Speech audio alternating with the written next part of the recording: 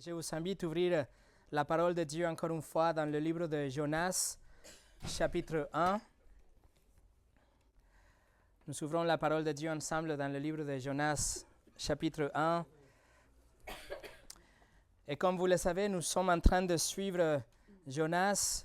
Nous suivons le parcours de Jonas depuis 2 mois déjà. Et la semaine passée, nous avons assisté à un vrai drame à bord de ce bateau qui s'est terminé avec Jonas qui était jeté dans la mer, comme vous vous souvenez.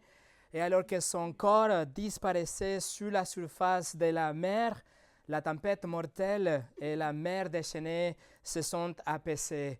Et maintenant, on arrive à un moment de calme. C'est calme maintenant. Les nuages se sont dissipés, les vagues ont disparu, le navire marchand était stable. Et pour les marins, ils pensent, ils sont sûrs que Jonas, tout simplement, le prophète, il est mort. Pour eux, pour les marins, Jonas avait été un criminel devant les yeux de Dieu et sa mort avait satisfait la justice de Dieu. Le Seigneur a prouvé qu'il est un Dieu de miséricorde parce qu'il a gardé vivant le marin et le capitaine et le navire, mais en même temps, il est un Dieu de justice qui a demandé la punition ou le châtiment en échange de la désobéissance de Jonas. Mais pour les marins, il est aussi un Dieu de grâce, quelqu'un qui a fait grâce et il a pardonné. Et maintenant, les marins, ils sont des vies transformées. Leurs vies ne seront plus jamais les mêmes, comme vous pouvez vous imaginer. Ils ne vont jamais oublier ce que vient de vivre avec Jonas ces jours-là. Comment ils sont rencontrés maintenant le Dieu des Hébreux aussi, le seul vrai Dieu. Donc, ils ont fait des sacrifices, ils ont offert des sacrifices à Dieu, ils ont fait des promesses à Dieu, ils ont trouvé la vie éternelle, ils se sont repentis et ils ont cru au Dieu de la Bible. Et maintenant, le drame est fini. Le drame est terminé. Ce groupe de marins, c'est la dernière fois que nous allons le voir dans les récits de la Bible, mais sans aucun doute, nous pouvons imaginer qu'ils sont devenus des messagers de Dieu. Ils ont été transformés à des ambassadeurs de Dieu, car ils ont eu cette expérience. Et maintenant, ils racontent ce qu'ils ont vécu au bord de ces navires, ce qu'ils ont vu, ce qu'ils ont entendu. Et sûrement, ils amènent des autres païens, des autres idolâtres à la repentance et la foi en Yahweh, le Dieu des Hébreux. Sans aucun doute, il y a de la joie dans les bateaux maintenant. La mer est à nouveau leur ami. Le navire ne sera pas leur cercueil et Dieu n'est plus contre eux, mais il est avec eux.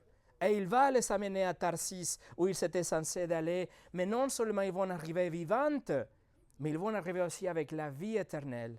Dieu a fait grâce et il y a de la joie sur les bateaux. Mais pourtant, sous la surface, Dieu n'a pas fini avec Jonas. Dieu a un objectif pour Jonas, Dieu a un objectif pour les Assyriens et pour les Ninivites. Et Dieu a décidé que ce soit Jonas l'instrument de sa grâce pour atteindre les païens à Ninive. Et donc Dieu va s'assurer que Jonas y arrive et qu'il obéisse. Dieu ne laissera pas que Jonas soit tout simplement mort comme Jonas lui-même il avait souhaité. Mais Dieu va le sauver, Dieu va le garder, Dieu va le humilier et Dieu va le envoyer apporter à Ninive pour qu'il puisse faire grâce aussi à tous ces peuples-là, les Ninivites païens et idolâtres. Mais comment on va faire ça? À travers de ces grands poissons. Et c'est ça que nous allons voir aujourd'hui. Mais avant de commencer, prions ensemble.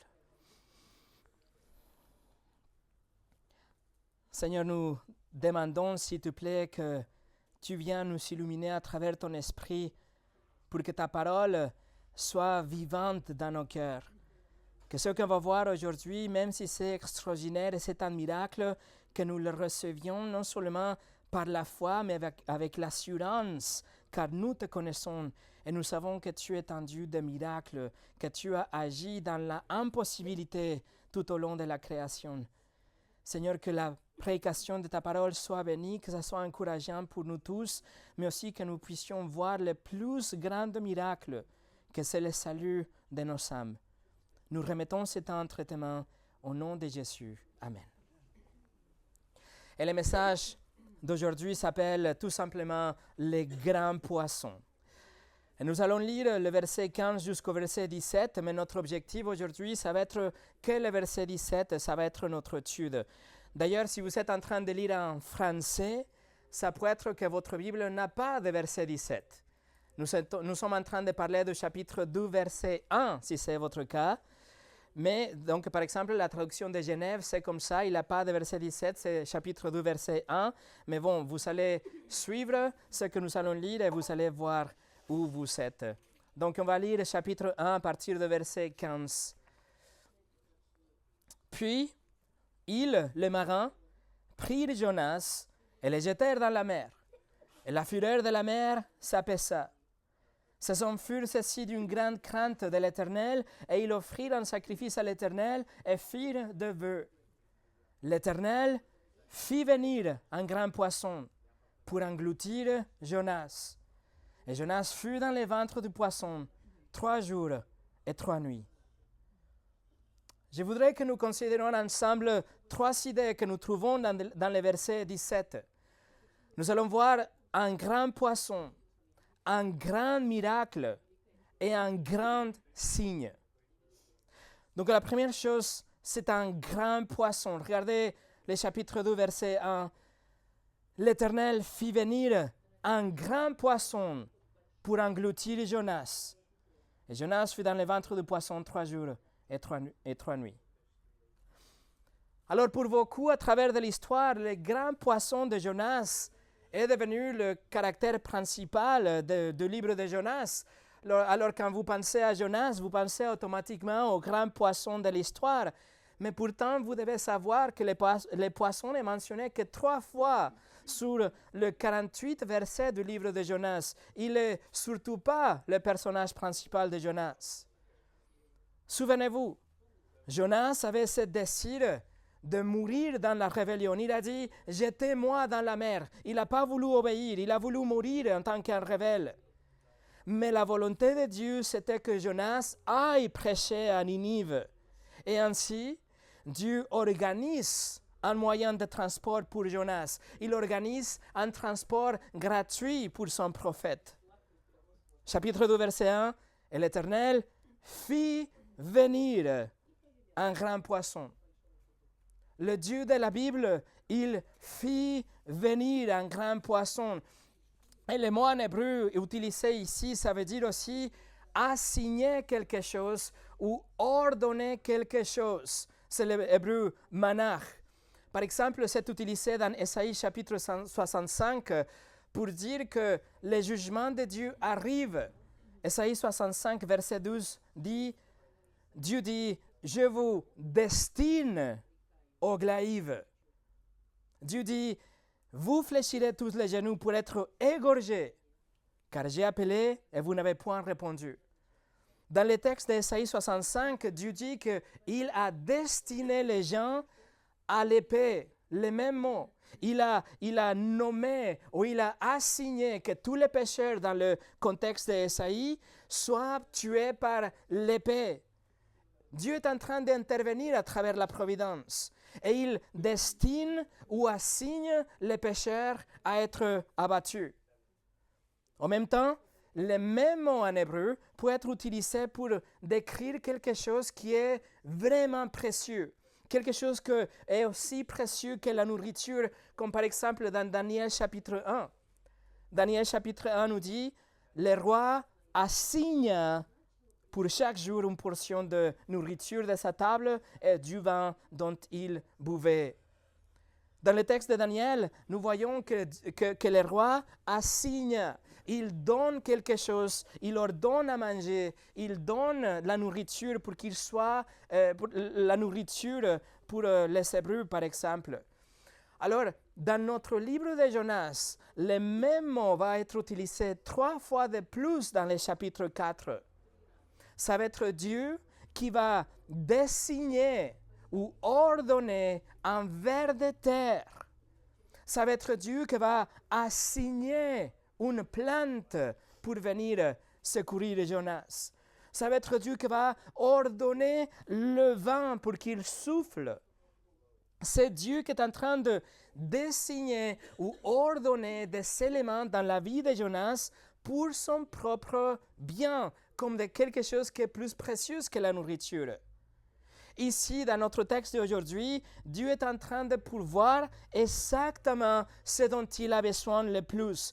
Quelque chose que pour Jonas, c'était plus précieux que la nourriture et encore de plus grande valeur à cause de la situation dans laquelle il se trouvait. Dans sa providence et dans sa souveraineté, Dieu avait préparé en avance, il avait assigné en avance le bon type de poisson pour l'occasion. Il avait destiné une créature qui, il y a quelque temps, était née, une créature qu'il avait vécue, qui s'était développée, qu'elle avait les caractéristiques nécessaires et qu'il était exactement au bon endroit et au moment exact où Jonas avait été jeté dans la mer. Et alors que son corps coulait au fond de la mer, les grands poissons étaient là pour engloutir Jonas. Dieu l'avait assigné ou ordonné de sauver les prophètes. Les sceptiques, à travers les âges, ils ont essayé d'expliquer cette histoire parce qu'elle est si étonnante. Et donc, ils ont lancé plusieurs théories pour discréditer le poisson de Jonas. Ils ont dit que peut-être les marins, ils ont jeté Jonas dans la mer et Jonas, il est tombé sur une baleine morte. Et donc, il s'accroche à la baleine morte, il flotte ensemble avec la baleine et quelques jours après, il arrive à la plage et puis il part. Des autres ont proposé que peut-être les marins, ils ont réussi à ramer, arriver jusqu'au port et Jonas a tout simplement descendu de ce bateau et il a loué une chambre dans une auberge appelée la baleine. Ce sont des théories vraies. Des autres non-croyants ont suggéré que ce bateau peut-être avait un tout petit bateau attaché que c'était appelé le grand poisson. Et donc Jonas a tout simplement sauté sur le grand poisson, le petit bateau à côté. Et des autres, ils rejettent l'histoire purement et complètement, simplement parce que l'histoire du grand poisson est trop incroyable. Donc ils rejettent. Mais la Bible a un mot pour ce type de sceptiques. Directement de la bouche de Dieu et à travers le prophète Jérémie, Dieu dit dans Jérémie 32, verset 27, « Voici, je suis l'Éternel, le Dieu de toute chair. Y a-t-il rien qui soit étonnant de ma part? » Autrement dit, Dieu est en train de dire, est-ce qu'il y a quelque chose tellement compliqué ou difficile que je n'arrive pas à faire? La Bible nous dit que Dieu avait créé les poissons dans l'histoire pour les utiliser exactement à cette fin. Il a voulu créer ces poissons pour sauver Jonas et l'amener à sa destination, comme si Jonas était un package, un colis, un paquet qui devait être livré à Ninive. Et donc, le Seigneur a compassion envers les prophètes. Dieu est en train d'arracher un homme qui se noie à l'emprise de la mort. Dieu envoie un sous-marin privé pour le sauver, un grand poisson. Le mot utilisé en hébreu pour poisson, c'est l'hébreu dag, que c'est un mot générique pour une créature marine. C'est un mot générique pour décrire quelque chose qui habite dans la mer. Cependant, c'est important de savoir qu'en hébreu, il y a un autre mot pour décrire une baleine. Donc, mais ce n'est pas le mot ici. Donc, si vous pensez, si vous dites, si votre traduction dit que c'était une baleine, c'est une erreur de traduction. Nous pouvons dire avec toute confiance que c'était un sort de poisson, un grand poisson. L'hébreu ajoute le mot gadol, que ça veut dire de très grande taille, un grand poisson. Alors, de quelle taille? réponse de la taille assez grande pour pouvoir engloutir un homme. Bien sûr, nous pouvons spéculer. Aujourd'hui, nous connaissons le Aqualus carcharias, ou nommé aussi le vrai requin. C'est un poisson qui est commun dans la Méditerranée, dans les eaux profondes. Il est très vorace, il avale tout ce que se présente à lui. C'est un grand requin, un grand poisson de 8 mètres de long qui pèse qu'il a 400 dents dans la bouche. Mais ce sont des dents disposées dans des rangées comme si c'était des lances, mais il peut les enlever ou il peut les abaisser selon ce qu'il a besoin, le requin. Et donc, c'est possible qu'il a englouti complètement un homme sans le déchirer. Il y a des requins comme ça qui ont été trouvés dans la mer avec des dizaines de petits poissons à l'intérieur, mais des poissons de 20 kilos chaque. Il y a même un requin comme ça qui a été trouvé avec un cheval entier à l'intérieur, un cheval de 400 kilos. Donc, est-ce que c'est possible? Ben oui, bien sûr, c'est possible. Il y a un naturaliste allemand appelé Johannes Müller, qui a systématisé, il a classé les organismes dans l'année 1758 et il écrit l'histoire d'un marin qui a tombé dans la Méditerranée au milieu d'une tempête et il était immédiatement pris par un requin comme ça. Et donc, le capitaine de ce bateau, il a ordonné qu'il tire un coup de canon vers le requin et l'explosion a provoqué que le marin soit expulsé vivant. Il était récupéré par le bateau et l'équipage. Alors, nous pouvons spéculer, nous pouvons essayer d'expliquer le grand poisson de Jonas, mais vraiment, nous n'avons pas besoin de le faire parce que si la parole de Dieu nous le dit, nous y croyons. Et si Dieu est dans l'équation, alors tout est possible. Spurgeon dit, il suffit que je sache que Dieu dit quelque chose, c'est vrai, et cela me suffit. Je suis d'accord avec une vieille dame qui a placé sa foi implicite dans l'Écriture. Lorsque quelqu'un l'a ridiculisée parce qu'elle croyait qu'une baleine avait avalé Jonas, elle a dit, « Chérie, si la parole de Dieu avait dit que Jonas avait avalé la baleine, je l'aurais cru. » Numéro 2, un grand miracle. Alors, contrairement à Jonas, nous avons maintenant un grand poisson qui s'est soumis à l'ordre du Seigneur. Il était là, présent à l'heure exacte de son rendez-vous. Il avait un moment fixé pour son rendez-vous et il était là, le poisson, pour pouvoir avaler Jonas. Mais le miracle, ce n'est pas exactement le grand poisson de Jonas. Mais le vrai miracle, ce n'est pas le rendez-vous ou les 1000 variables qui devaient être dirigées et ajustées avec précision pour que ces rencontres aient lieu. Mais le miracle est que Jonas a passé 3 jours dans le ventre de ces poissons et il est survécu. Dieu a miraculeusement préservé la vie de Jonas en lui permettant de respirer et en l'empêchant d'être digéré par les poissons pendant 3 jours. Alors, comment c'est possible? Quelques-uns disent que Jonas a vécu dans une poche d'air, on va dire à l'intérieur d'une boule. Mais ça, c'est très improbable d'un point de vue naturalistique, mais aussi parce que ça ne colle pas avec la description qu'on voit dans le chapitre 2 qu'on va étudier la semaine prochaine. Jonas décrit ce qu'il voit, ce qu'il ressent. Il n'est pas dans une boule d'air. Des autres ont proposé qu'il était avalé pour une baleine et que tout de suite la baleine était morte et donc la baleine a été rejetée sur le rivage et Jonas a tout simplement ouvert la bouche et marché. Alors les gens, ils voudraient vraiment expliquer cela parce que l'événement va contre les lois naturelles, je comprends aussi, mais c'est exactement ça ce qu'on veut dire quand on parle d'un miracle.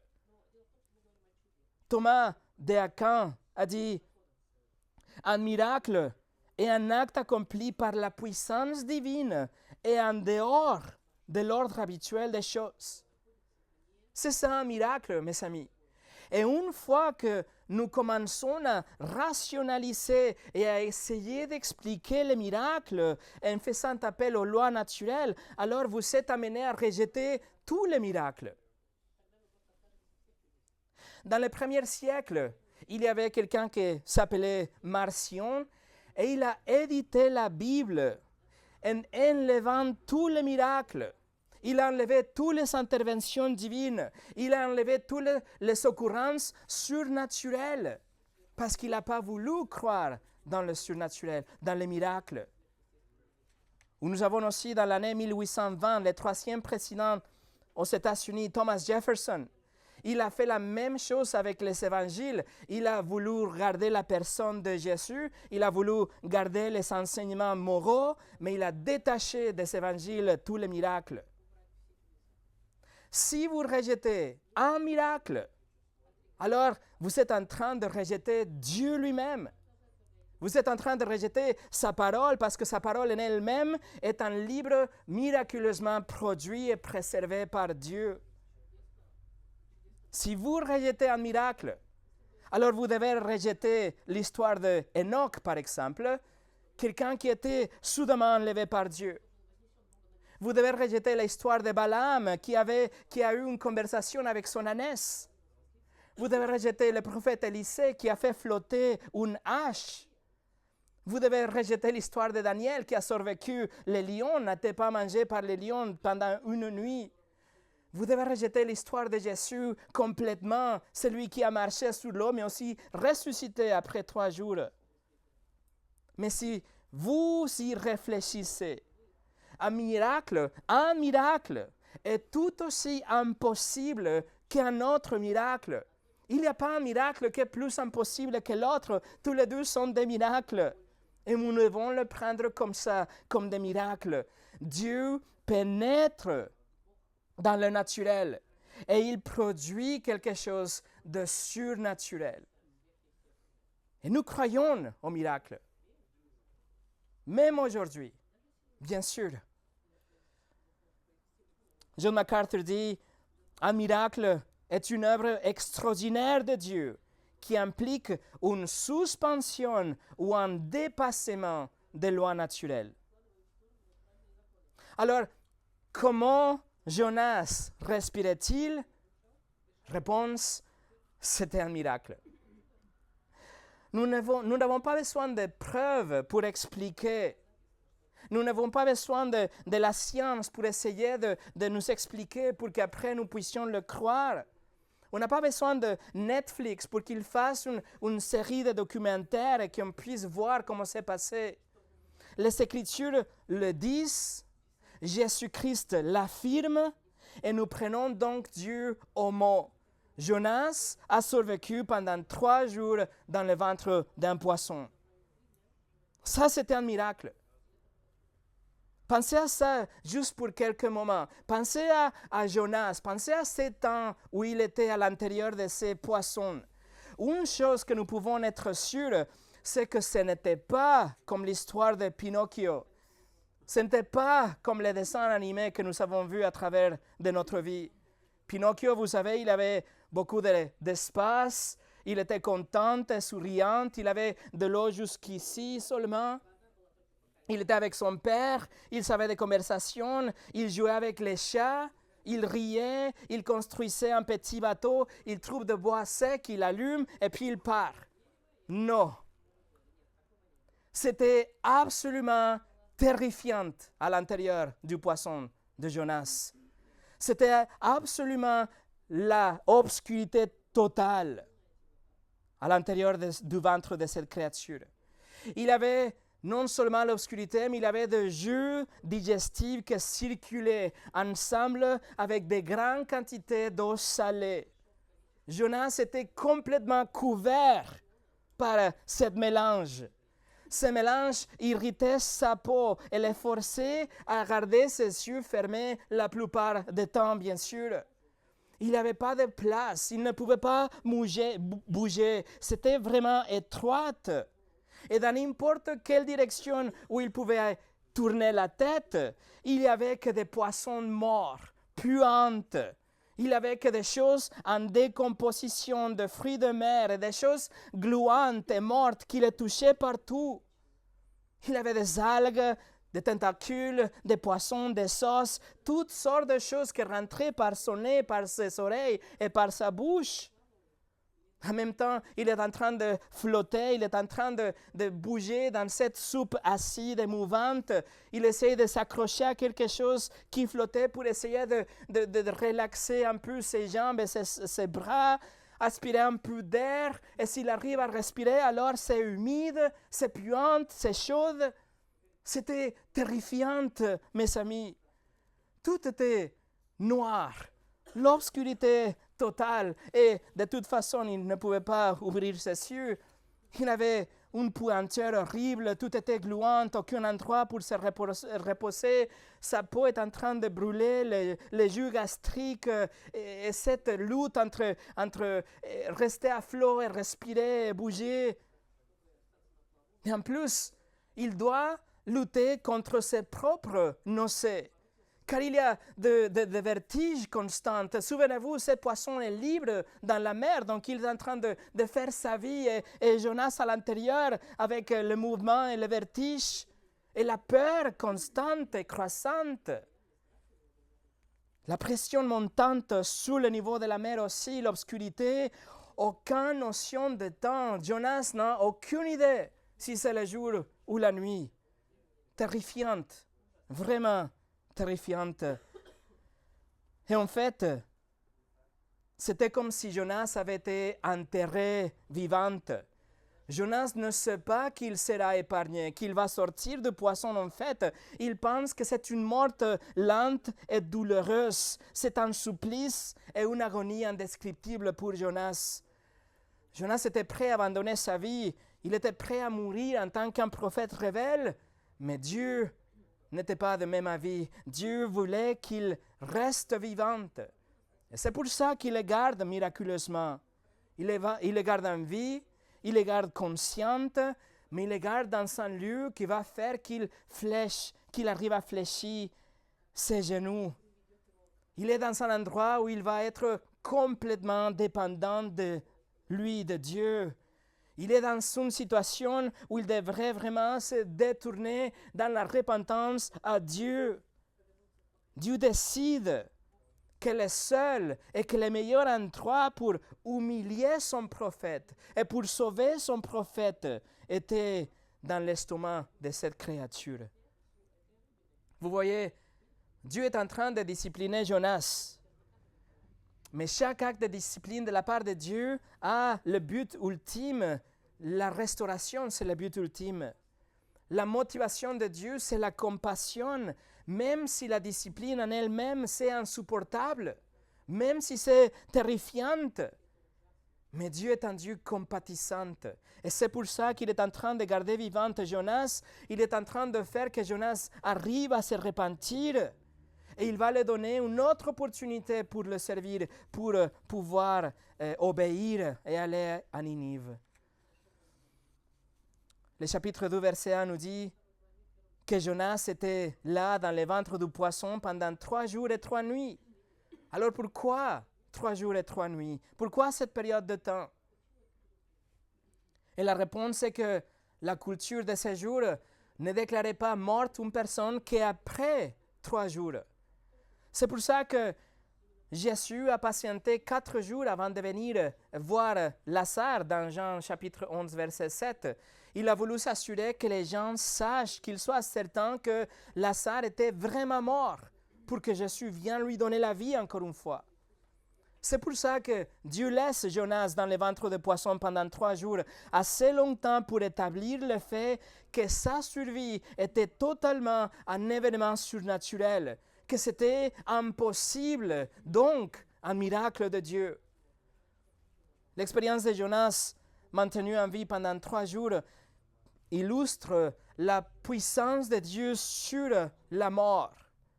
la capacité de garder les personnes et délivrer les personnes qu'il a voulu sauver aussi. Et c'est pour ça que Jonas a survécu. C'est pour ça, ce miracle. Mais par contre, le plus grand miracle, et il ne faut pas tomber dans la piège de penser que les grands poissons étaient le plus grand miracle. Non, le plus grand miracle, c'est que Dieu a décidé de pardonner une personne si dure et rebelle et orgueilleuse et désobéissante et raciste et têtue et défiante et égocentrique comme Jonas. Le vrai miracle, c'est la compassion de Dieu. Dieu qui a décidé de sauver le capitaine du navire et les marins de ce navire après qu'ils avaient passé toute une vie d'idolâtrie, toute une vie de paganisme. Et Dieu a décidé de faire grâce et les sauve physiquement, mais aussi leur âme éternellement. Le plus grand miracle, c'est que Dieu sauve n'importe quelle personne sur la planète, parce que Dieu ne juge pas sur la moyenne. Ce n'est pas que Dieu est en train de faire la moyenne de ces groupes pour voir qui il va sauver. Non, il sauve, même si sa demande est la perfection. Même si sa demande est la perfection absolue dans tout ce que nous voyons, tout ce que nous disons et tout ce que nous faisons, chaque moment et chaque jour de notre vie. Mais nous n'avons pas atteint cet standard. Nous n'avons pas mérité même l'air que nous sommes en train de respirer aujourd'hui. La Bible nous dit que notre péché mérite la mort. Romains 6, 23, le salaire du péché, c'est la mort. Nous ne méritons pas d'être ici, mes amis. Ce que nous avons mérité à cause de notre péché, notre salaire est la mort. La condamnation éternelle de Dieu dans un endroit où il n'y aura pas d'échappatoire, il n'y aura pas de fin.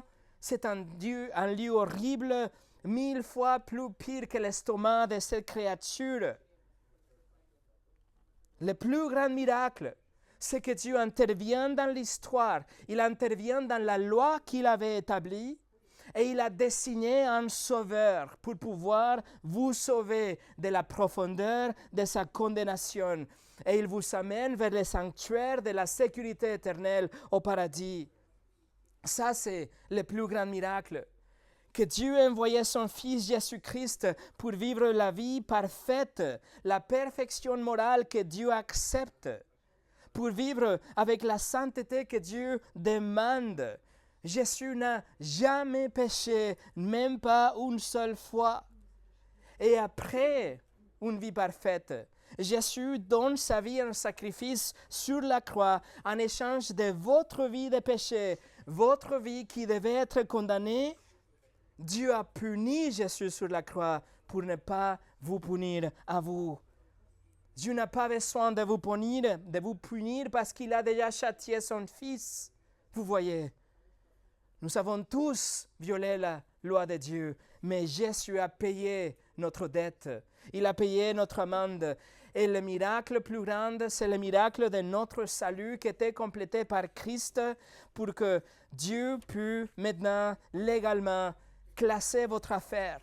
Il peut vraiment s'oublier de vos péchés parce que la justice a été déjà satisfaite à la croix. Ce que Dieu demande en réponse, ce n'est pas une religion, une tradition, un pèlerinage, mais en réponse, on doit nous repentir, c'est-à-dire nous détourner de nos péchés et croire ou placer notre confiance en Jésus et il va nous pardonner et il va nous accorder la vie parce que Jésus a payé. Il est notre substitut devant le Dieu de l'univers. Jésus est mort sur la croix et 3 jours plus tard, 3 jours qui prouvaient que son corps était vraiment mort et qui prouvaient son pouvoir sur la mort. 3 jours plus tard, il est ressuscité en tant que l'accomplissement d'un signe montré par Jonas. Jonas était un signe de ce que Jésus accomplit sur la croix.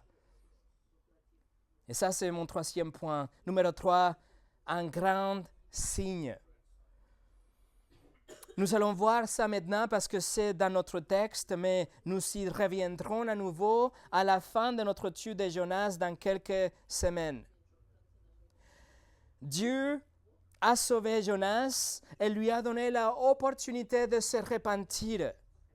C'est une histoire tellement puissante et un miracle tellement significatif que Jésus y fait référence pour valider son ministère. Allez avec moi au Matthieu chapitre 12. L'évangile de Matthieu chapitre 12. Ici, dans le chapitre 12, le Seigneur Jésus a déjà fait beaucoup de miracles. Il a fait des miracles partout. Il a guéri les malades, il a expulsé des démons, il a calmé la tempête. Il a même fait ressusciter une fille d'entre les morts. Et pourtant, les non-croyantes demandent encore un signe. Regardez le chapitre 12, versets 38 au 40. Chapitre 12, 38 au 40. Alors quelques-uns des scribes et des pharisiens prirent la parole et dirent, « Maître, nous voudrions te voir faire un miracle. » Il répondit, « Une génération méchante et adultère demande un miracle.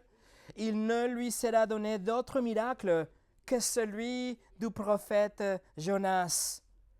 Car de même que Jonas fut 3 jours et 3 nuits dans le ventre d'un grand poisson, de même le Fils de l'homme sera 3 jours et 3 nuits dans le sein de la terre. » Et ici, mes amis, c'est important. D'abord, je attire votre attention dans le verset 40.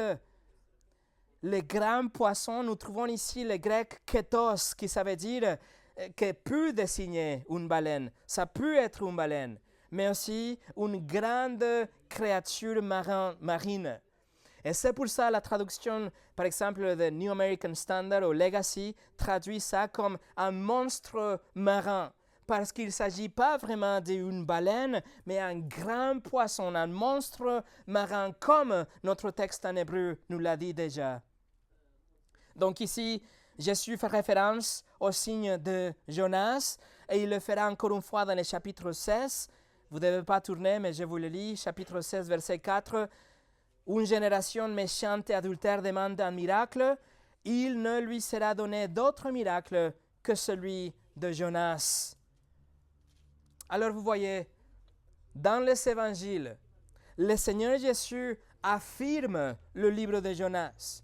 Il affirme la historicité de ces récits et il affirme la véracité du grand poisson et la certitude de que Jonas a été maintenu en vie pendant 3 jours comme un prototype de ce que Jésus viendrait accomplir pleinement.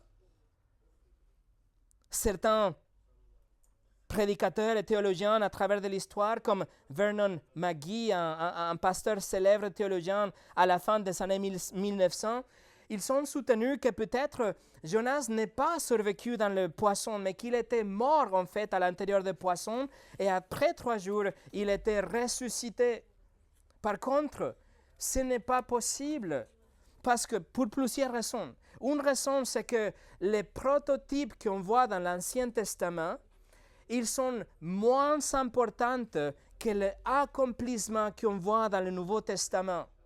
C'est-à-dire que l'ombre que nous voyons dans l'Ancien Testament, elle n'est pas si impressionnante comme la vérité qu'on voit dans le Nouveau Testament.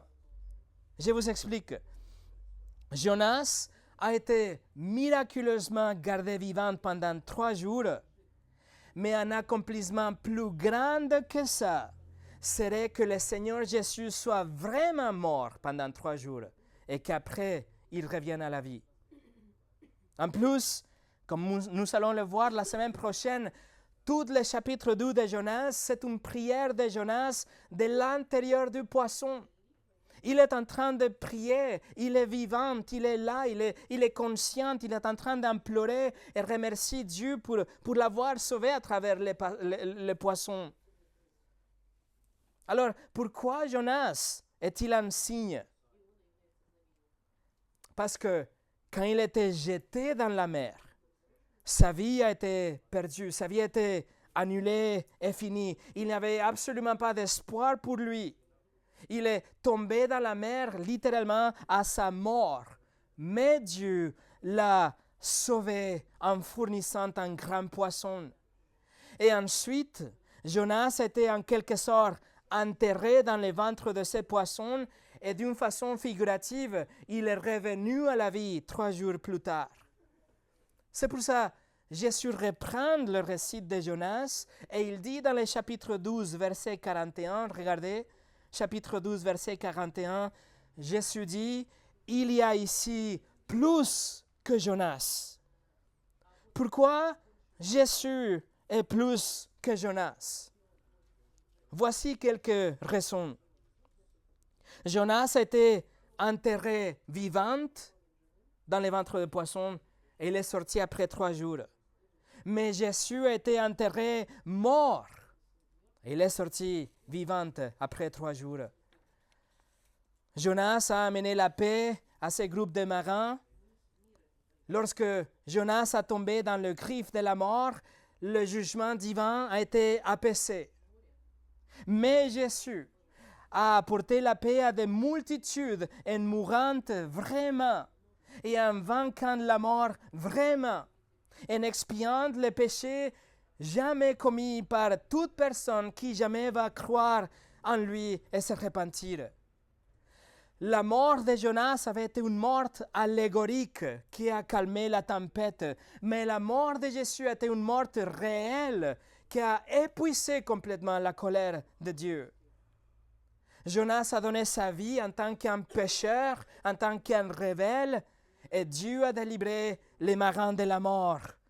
Mais la vie de Jésus en tant qu'une vie parfaite et obéissante, Dieu a utilisé pour délivrer son peuple de la condamnation éternelle en enfer. Jonas a prêché le salut aux perdus de Ninive, mais Jésus est prêché aujourd'hui pour apporter le salut à tous les perdus partout au monde. Et en même temps, Jonas est un signe, c'est une condamnation parce que à travers lui, les païens à Ninive, ils vont venir à Dieu, ils vont se détourner vers Dieu. Tandis qu'à travers Jésus, les Juifs eux-mêmes, ils sont refusés de venir à Dieu. Quelle condamnation pour le peuple de Dieu, mais nous y reviendrons à la fin du chapitre 3 pour parler de ça. Mes amis, Jonas, en guise d'illustration, il était mort, il était enterré, il a ressuscité. Mais ça, c'est une allégorie, si vous voulez, juste pour montrer le cœur de Dieu qui décide que tous les hommes soient réconciliés avec lui. Tous les hommes et partout, qu'ils soient réconciliés avec lui. Mais ce que Jonas a représenté est devenu réel à travers Jésus. Jésus l'a rendu possible à travers sa vie parfaite et sa mort sacrificielle et son enterrement historique et réel et littéral et sa résurrection victorieuse aussi. Jonas n'était qu'une étincelle de ces grandes feux de la grâce de Dieu en Christ. L'apôtre Paul rappelle l'Église en Éphèse, il écrit dans Éphésiens 2, versets 12 et 13.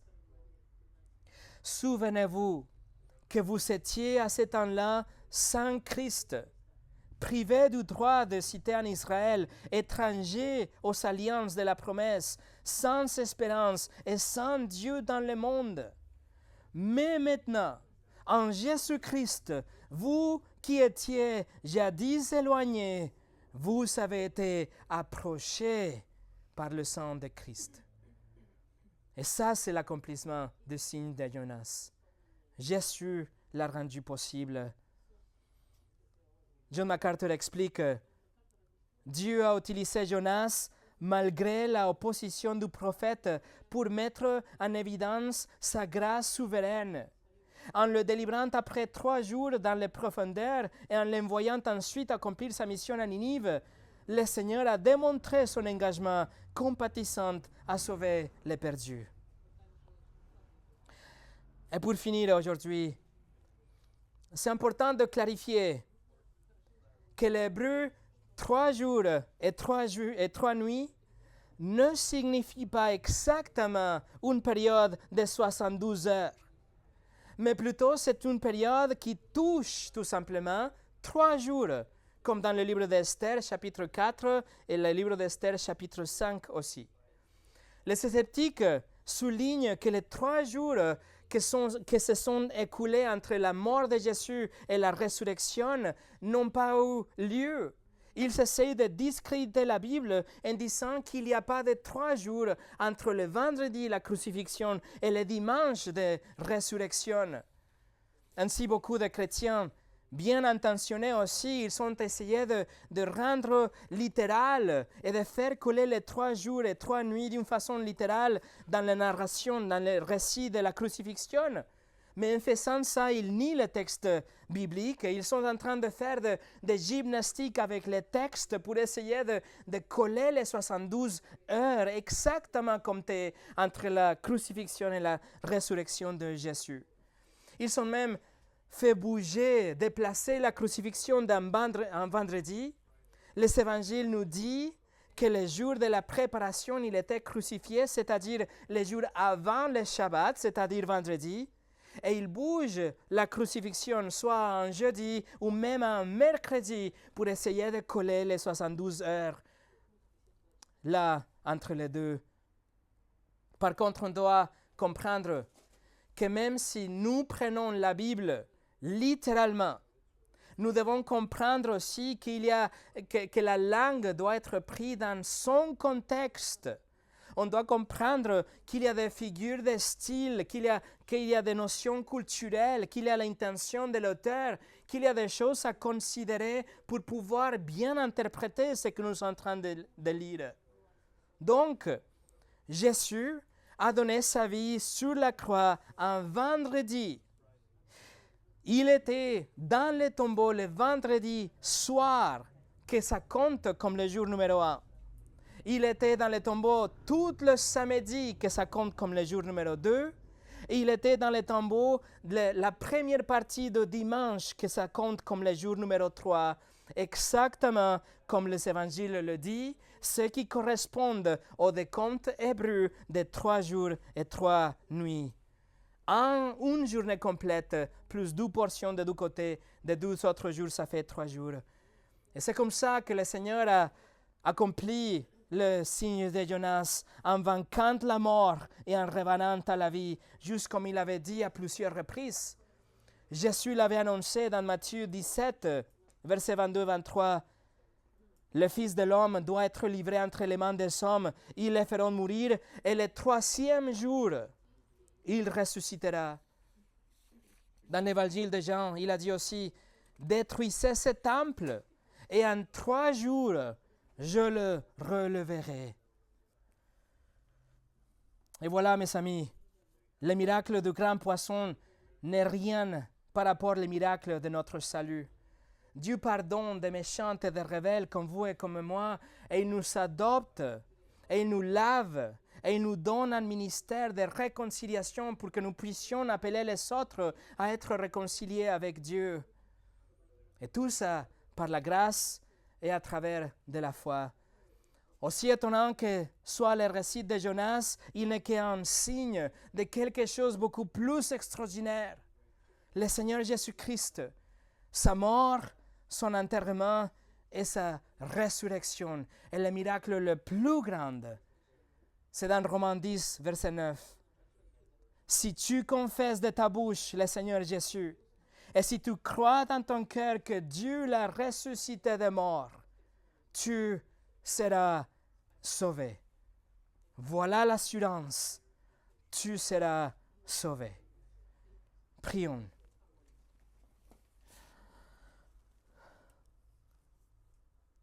Notre Père, nous te remercions pour ta parole qui nous révèle que tu es un Dieu de miracles. Seigneur, que tu as fait tellement de choses à travers de l'histoire, à travers l'histoire de la rédemption, qu'un miracle, c'est rien pour toi et nous pouvons le savoir et nous le déclarons aujourd'hui. Mais le plus grand miracle, Seigneur, ce n'est pas même la création du cosmos à travers tes mots, mais c'est la récréation des pécheurs coupables comme mes frères et mes sœurs ici présentes. Merci Seigneur que tu nous accordes la vie éternelle par la grâce à travers de la foi, que tu as imputé nos péchés sur le Seigneur Jésus à la croix et que tu nous as crédités avec sa vie parfaite pour que nous puissions nous tenir debout devant toi sans être consumés par notre péché et ta sainteté. Merci Seigneur que tu nous as promis un autre grand miracle, que c'est la résurrection de nos corps. C'est une nouvelle création où tout sera neuf, il n'y aura pas de péché, pas de douleur, pas de mort, pas de souffrance, et nos corps seront parfaits. Merci que ce miracle, même si c'est dur aussi à expliquer, nous n'avons pas besoin de l'expliquer parce que nous te connaissons et nous le croyons par la foi. Merci Seigneur pour l'histoire de Jonas, mais merci pour l'accomplissement de l'histoire de Jonas dans le Seigneur Jésus-Christ. Au nom de Jésus. Amen.